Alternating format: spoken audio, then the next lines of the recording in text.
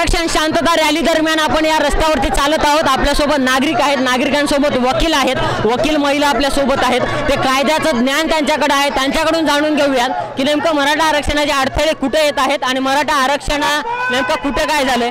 काही मराठा समाजाला 10% आरक्षण दिलेलं आहे, तरी ओबीसी मधून आरक्षणाची मागणी आहे। ही मागणी कायदेशीर आहे का? नक्कीच कायदेशीर आहे। मी तर म्हणेल 1962 पासून जे की 75 ते 30% ते 35% आरक्षण होतं ते 2014 पर्यंत 16% आलं। आज 2024 चालू आहे ते 10% येते। म्हणजे खरं तर बघायला गेलं तर राजकीय इच्छाशक्तीमुळे कुठेतरी ओबीसीतून आरक्षण आम्हाला हवंय आणि आम्हाला एकच मागणी आमची, ओबीसीला धक्का न लागता आम्हाला मराठ्यांना आरक्षण हवंय ही आमची सरसकट मागणी। आणि कायदा जोपर्यंत पारित करून जोपर्यंत कायद्यात बदल होणार नाही तोपर्यंत मराठ्यांना आरक्षण मिळणं अशक्य आहे। आणि ते मिळवण्यासाठी जसे एव्हिडन्स सीआरपीसी आणि आयपीसी चेंज करण्यात आलेले आहे तेव्हा बदल करण्यात आलेला आहे। त्या बदलमध्ये कुठेतरी आमच्या मराठा समाजाची तळमळ कुठे कायद्यामध्ये बसतो तेव्हाच आम्ही ही मागणी करत आहे आणि कायद्यामध्ये बसतात तेव्हाच आम्ही आरक्षणाची मागणी घेऊन पुढे रस्त्यावर आलो। आणि हा अखंड नांदेड सकल मराठा समाज वकील म्हणून एक कायद्यामध्ये बसते ह्या कविता म्हणून त्यांना पाठिंबा देण्यासाठी आम्ही इथे आलेलो आहोत। जर ही मागणी कायदेशीर आहे, कायद्यामध्ये बसते, या सगळ्या कायदेशीर बाबी जर परिपूर्ण असतील तर सरकार मराठ्यांना ओबीसी मधून आरक्षण देण्यासाठी का चालढकल पुढे करत आहे? नक्कीच ओबीसीतून आरक्षण आहे, पण ह्यामध्ये बघायला गेलं तर एव्हिडन्स हा पुरावा लागतो। कोर्टाला जसा की पुरावा द्यायचा होता तो पुरावा 2014च्या नंतर जसा रेखाटला गेलेला आहे। ओबीसीतून सरसकट आरक्षण जे की विदर्भात आहे, इतर मराठवाड्यामध्ये नाहीये फक्त। मग ते मराठवाड्यामध्ये द्यायला हे एव्हिडन्स राजकीय लोकांमुळे किंवा ह्या इतर ज्यांची इच्छाशक्ती नाहीये त्या लोकांनी कदाचित कायद्याची पूर्तता न केल्यामुळे ते 10%वर आरक्षण आणून सोडलं आहे, हे माझं वैयक्तिक मत आहे। म्हणजे मराठा आरक्षण ही मागणी कायदेशीर आहे, पण फक्त राजकीय इच्छाशक्ती नसल्यामुळे मराठ्यांना ओबीसी मधून आरक्षण मिळत नाही। हो नक्कीच, मी ते तर सांगेलच, कारण की त्याचबरोबर कायद्यात बसतंय तेव्हाच आम्ही आरक्षण मागतो। विनाकारण मागणं हा मराठ्यांचा लढाच नाहीये आणि लढा हा उभारलाय तर जरांगे दादांसोबत आम्ही समस्त वकील संघ आहोत हे मी आज जाहीरपणे सांगू शकते। नक्कीच आपल्यासोबत वकील बांधव आहेत। सर, ही मराठा आरक्षणाची मागणी ही खूप वर्षापासून आहे, जवळपास 40 वर्षाचा हा लढा आहे। या 40 वर्षामध्ये मराठ्यांना फक्त गाजर दाखवण्यात आलंय। आता कायदेशीर लढाई आहे, रस्त्यावरची लढाई चालू आहे आणि वेगवेगळे हैदराबाद गॅजेट असेल किंवा मराठवाड्याचे जे काही वेगवेगळे गॅजेट आहेत या गॅजेटची तपासणी चालू आहे। या सगळ्याचा इम्पॅक्ट पडून सरकार मराठ्यांना ओबीसी मधून आरक्षण देईल का आणि ओबीसी मध्ये जर आरक्षण मराठ्यांना दिलं तर ते कायमस्वरूपी टिकेल का? निश्चितच ओबीसी मधून जर आरक्षण दिलं तर ते टिकणार आहे, कारण 70% मराठा समाज ऑलरेडी ओबीसी मध्ये आहे। जिथे इंग्रजांची सत्ता होती, आपल्याकडे 150 वर्ष इंग्रजांचं राज्य होतं, जिथं इंग्रजांची सत्ता होती तिथं मराठा समाजाचा कुणबी म्हणून अशा नोंदी झालेल्या आहेत व जिथं निजामांची सत्ता होती तिथं मरहट्टा म्हणून अशी नोंद झालेली आहे। आणि नेमकं मराठवाडा, विदर्भ, जरा थोडा बहुत विदर्भ, काही खानदेश यांना फक्त आरक्षण भेटलेलं नाही। आणि हे सरकारनं जर ठरवलं की हैदराबादचं गॅजेट जर मान्य केलं तर मराठवाडा आणि जे काही राहिलेला समाज आहे 30%, त्या समाजाला 100% हे आरक्षण टिकणारं देऊ शकते। पण या सरकारची इच्छाशक्ती लागते।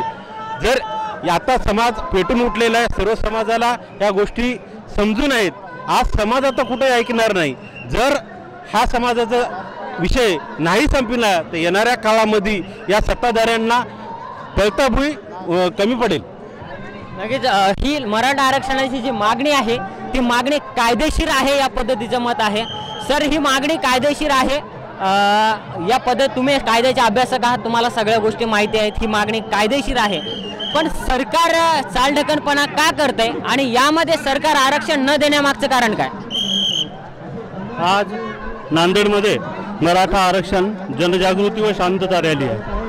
सर्वप्रथम आपल्या सर्वांना मी हे सांगू इच्छितो की ही आरक्षणाची मागणी नाही आहे, ही मागणी आहे कुणबीमध्ये मराठ्यांना समाविष्ट करण्याची।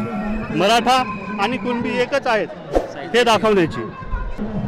त्यामुळे ही आरक्षण मागण्याची नाही तर कुणबीमध्ये घेण्याची। आरक्षण ऑलरेडी मिळालेलं आहे, त्यामुळे वेगळं आरक्षण देण्याची गरज नाही आहे। सध्या सरकारनं एक 10% वेगळं आरक्षण देण्याचा जो भाऊ केलेला आहे तो वेगळा आहे, तो वेगळं राजकारणासाठी केलेला आहे।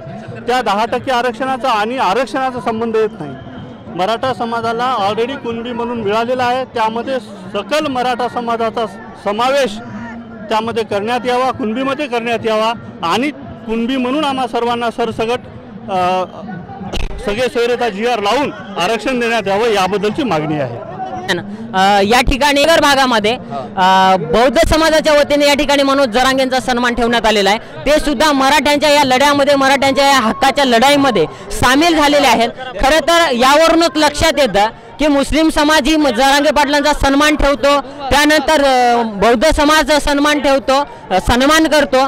तर ही लढाई कुठेतरी फक्त हक्काची आहे हेच इथं सिद्ध होतं। आपल्यासोबत बौद्ध बांधव आहेत। विनोद जोंधळे सर, ही लढाई मराठा समाजाची आहे, आरक्षण मराठा समाजाला भेटणार आहे, पण तुम्ही मराठा समाजाच्या या रॅलीमध्ये सहभागी होण्यामागचं कारण काय असं? आम्ही मराठा समाजाचं आतापर्यंत त्यांचं आर्थिक स्थिती जी बघितली आहे ती आम्हाला माहीत आहे। त्यांना आरक्षण पाहिजे आणि मनोज जरांगे साहेबांच्या ज्या आरक्षणाच्या समर्थनार्थ आम्ही त्यांना पाठिंबा देण्यासाठी इथं आलो आहोत। तर हे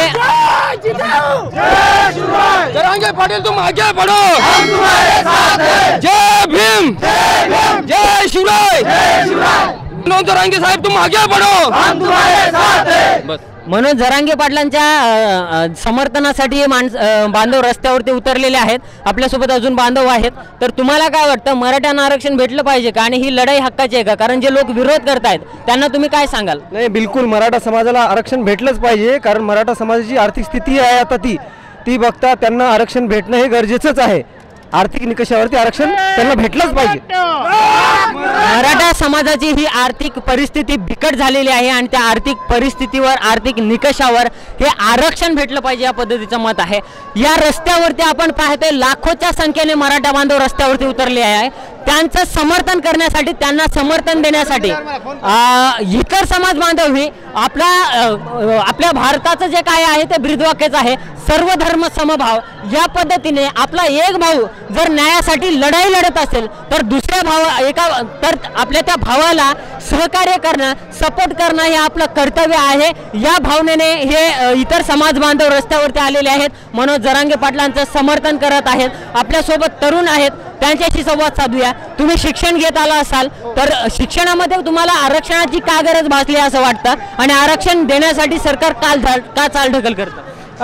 मुळात हा मराठा समाज आहे, हा शैक्षणिक दृष्ट्या मागास आहे आणि आज पाहिलं जातं की मराठा समाजाकडे पूर्वी खूप जमिनी होत्या, पण आता एक जमिनीचं लोकसंख्या वाढल्यामुळं जमिनीचं प्रमाण कमी झालंय आणि त्याच्यामुळं शैक्षणिक दृष्ट्या जे पूर्वी मराठा समाजाला जे आरक्षण दिलं होतं ते मराठा समाजाला आरक्षण याच्यासाठी दिलं होतं की मराठा समाज कुणबी म्हणजे शेतकरी आहे, पण शेतकरी करणाऱ्या सर्व मराठा समाजाला आरक्षण नाही। विदर्भामध्ये आपल्याला माहित आहे की मराठा समाजाला आरक्षण आहे, तेच आरक्षण आपल्या मराठवाड्यामध्ये नाही, पण त्या मराठवाड्यामध्ये नसल्यामुळे ओबीसी मधून मराठवाड्यातील मराठा समाजाला आरक्षण देण्यासाठी हा जरांगे पाटील यांचा लढा हा अत्यंत महत्त्वाचा आहे आणि हा येथील विद्यार्थ्यांनाही न्याय मिळवून देण्यासाठी आणि येत्या भवितव्य घडवण्यासाठी हे अत्यंत महत्त्वाचं आहे। त्यामुळे हा लढा यशस्वी व्हावा यासाठी माझा सर्व मराठा बांधवाकडून या ठिकाणी मोर्चा होत आहे आणि सरकारने याकडे गांभीर्याने लक्ष देऊन मराठा समाजाला आरक्षण द्यावे। मराठा समाजाला आरक्षण द्यावं या पद्धतीच्या भावना आहेत। मराठा समाज खरं तर आजपर्यंतची मराठा समाजाची आपण आंदोलनं पाहिले, मोर्चे पाहिले, लाखोच्या संख्येने समाज रस्त्यावरती उतरला, पण कधीच कुठे गालबोट सुद्धा लागलेलं नाही। या पद्धतीचा मराठा समाजाचा इतिहास आहे।